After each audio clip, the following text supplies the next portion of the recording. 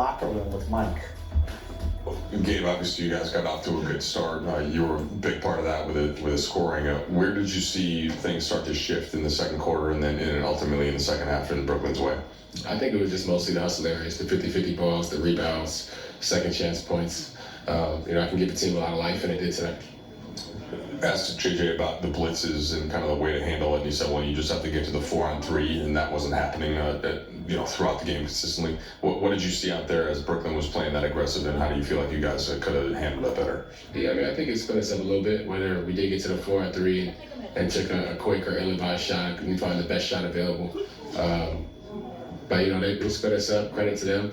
There's some things we can improve on. It's not going to be the last time we see guys get doubled or get fired. So just take it as a learning opportunity moving forward. You just mentioned that answer with LeBron out and Rui out. You guys are more than likely going to start seeing more of these doubles, more of these fires. Where's the confidence level and how you guys will be able to handle it going forward? Yeah, high. I think even when those guys are back, we're going to see doubles. It's a lot to deal with Luka Doncic. It's a lot to deal with LeBron James, and guys are going to double them at times, and we just need to be able to make the right reads out of it. JJ, the lack of communication on offense being part of the reason why you weren't able to attack the doubles the way you would have preferred. And when we asked Luka about it, Luka said that that's his fault, that falls on him. How do you kind of view him taking the ownership of that versus, obviously, it's not just one player? Yeah, definitely appreciate him taking ownership. But I think the same way you guard a pick and roll with all five people, I think you score with all five. Even if my job is just in space, I got to be in the right spot. And when you add doubles and people running at you, we got to be able to get to good outlets so we can make it easier to read.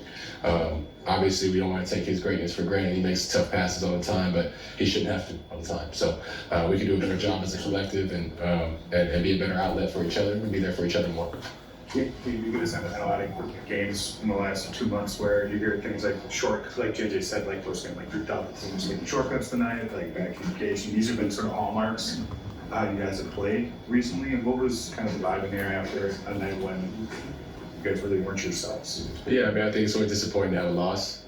A character kind of loss like this where it was a little bit out of character. We like to see it as an outlier. At least I do. Hopefully we can put it in its place and take these next couple of days, get ready for Milwaukee and move forward.